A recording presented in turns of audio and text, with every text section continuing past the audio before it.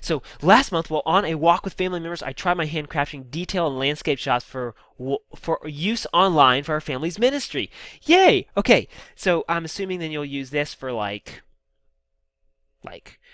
header, a background header on your website, or maybe you're writing about some concept that, or the path relates to the concept that you're talking about. I'm so glad that on your family walks like that, you're able to take pictures like this. And for me, I'll either walk in front of everybody or I'll walk behind everybody, so so that I can be looking behind us, so that there's no people in the image. Or if I'm in front of people, then I can look back, and as people are walking toward me, I can get the front of people's faces as they're walking toward me on the path. And sometimes when they're really small and kind of walking off in the distance, then that excuse me, then that adds to the path feeling and gives kind of some subjects for your eyes to go to at the end of the path. But usually people walking away from you doesn't, that's the easiest to shoot, and it's just kind of the least powerful. It's better whenever the people are walking towards you. And it's most powerful whenever it's like a single person all by themselves. Or if it's a couple, walking hand in hand, something like that, then it kind of has a powerful. Or if it's like a family where there's the mom and dad and the little kids, like they're holding hands, something like that. That's the most powerful. But obviously, whoever you're taking a walk with, it doesn't really matter. Make the most of whoever you're with. But it's kind of fun to shoot things like this. All right, so we have the first picture here, and this is the second picture. I'm not sure which one you said was the one you wanted me to talk about. Shooting a winding path more difficult than it looks. Absolutely. Would appreciate input as to how I could improve the first picture. The other picture provides comparison. Maybe I'm making the same mistake in both. Okay. So yeah. So this one right here comes up first, and then there's the second one that's for comparison. So I'm not exactly sure which one was actually the first one, but I'm assuming this is going to be your first one. Now, okay. So something about paths. Whenever you're shooting a path, you're right. The winding aspect is what you're really looking for. And you've done a good job here. Sometimes where you're standing makes all the difference in the world, because a straight path could look windy if you just step to the right or left. It'll kind of make the path look like it's winding.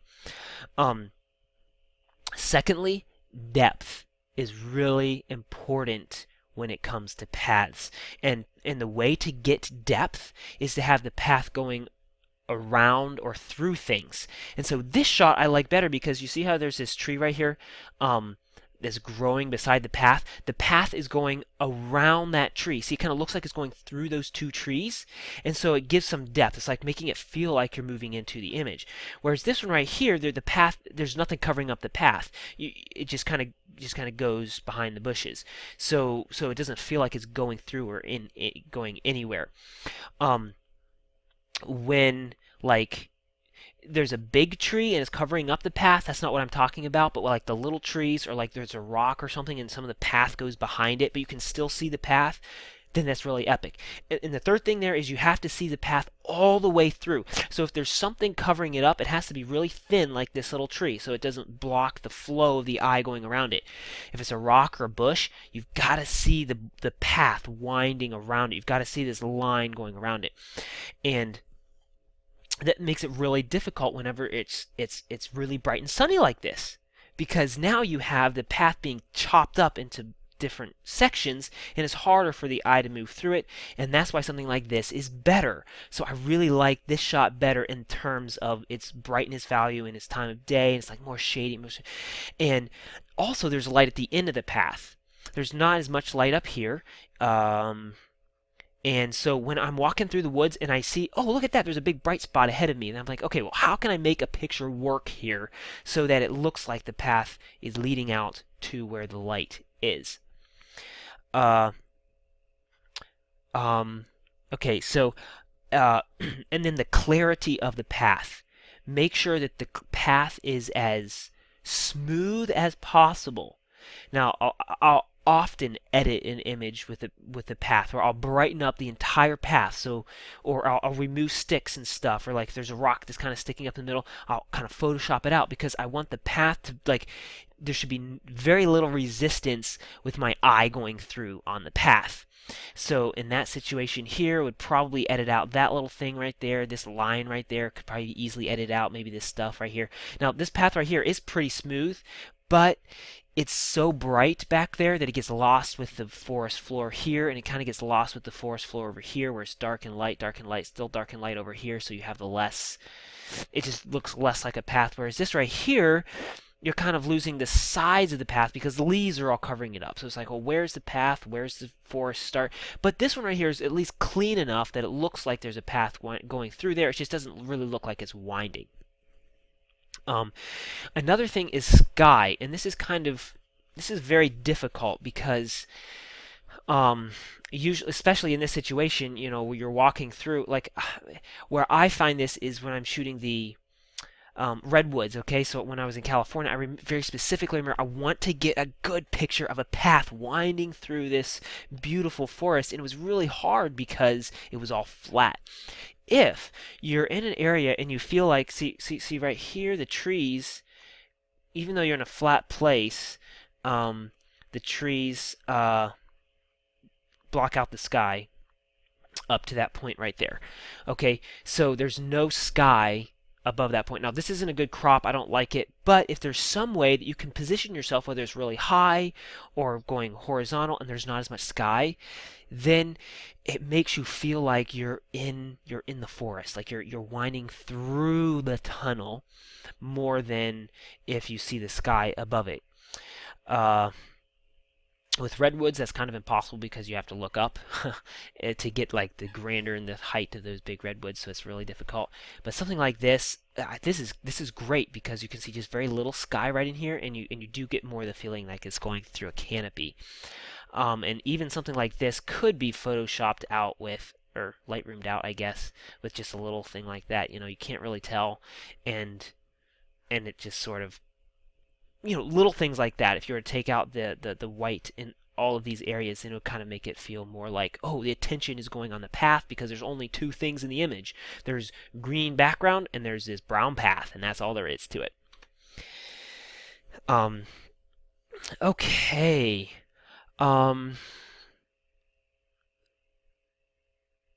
It's a clean path. It really is clean, and there's nothing you can do about the leaves on the edge. It's fine, like you can really tell it means there. Something you might be able to do is get lower down. No, because then the path disappears in the background. Yeah, path images are really hard. I will often take a adjustment brush, and whether it's big or small, and just kind of paint over the path to bring that prominence onto the path and make it either brighter or darker. It's not really working too well in this situation. But yeah. Something like that. Maybe increase the make it more, or no, let's just saturate it up. And make it less green. If you make it more yellow, it looks weird, so I'm going to make it more bluish because it kind of matches the gravel and it contrasts with the green. Something like that. Maybe add some contrast. Yeah, I don't know, just make that path kind of pop off a little more. And then because that looks kind of blue, then I'm going to kind of warm up the entire image. And then add sort of a vignette, maybe. Maybe that's too much. So let's just do a half of vignette on the top side of the image. Just using that brush right there, and then decreasing brightness at the top and feather it less. Yeah, something like that. I don't know. That's just my initial thought right there. to kind of help make the path sort of stand out. And if you have a brush like that, you can create more of a curve. So I could have brushed like a lot through here, and then a lot out here, and then a lot over here, and then a lot down over here, to kind of make this S shape stand out more than anything I could have done in person. Whoops. I'm going to add to this guy here. Great. Okay. So that kind of fill that in a little bit and maybe make it a little dark. Whoops. Control Z. Where's my eraser? Kind of erase some of that in there. Yeah, erase it over here a little bit. No, I like that. That was fine. Okay, anyway, so enough about that. Maybe glow it. Maybe make it glow. On path images, whoops, I want to kind of give the impression of it glowing if you can. Clarity, decrease the clarity. You don't want to do it too much or else it looks really weird. But just decrease the clarity, maybe pop the whites, make the whites like really stand out. Something like that. Okay, what brush is the adjustment brush? That's this one over here, the adjustment brush K. Yeah. And that allows you to brush shapes of any kind, anything you want. You can brush anything and then tweak the brush. Brightness, darkness, saturation, that sort of thing.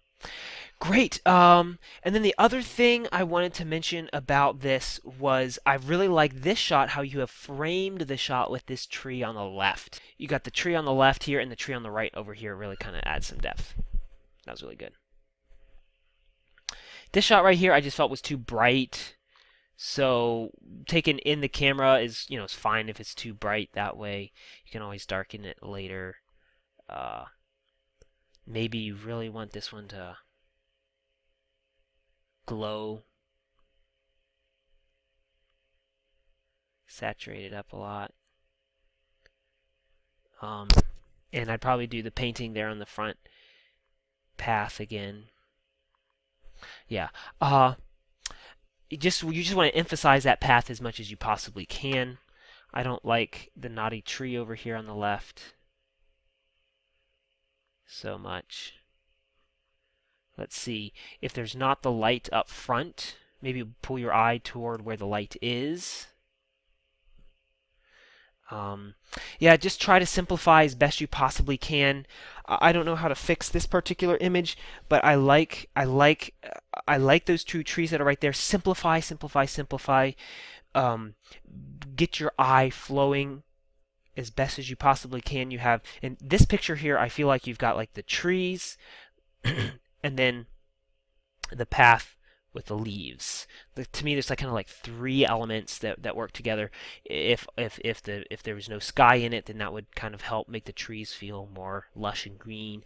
And then depth of field. It's sort of, I can't really tell if it's sharp back there or not, but it's in this in-between zone. I'm assuming you're shooting at 4, maybe 5.6, but the background is not tack sharp and it's not really blurred out either. So it's kind of in this in-between zone where it's not artistic. It's either intentional, or if it's unintentional, then it kind of looks like a mistake.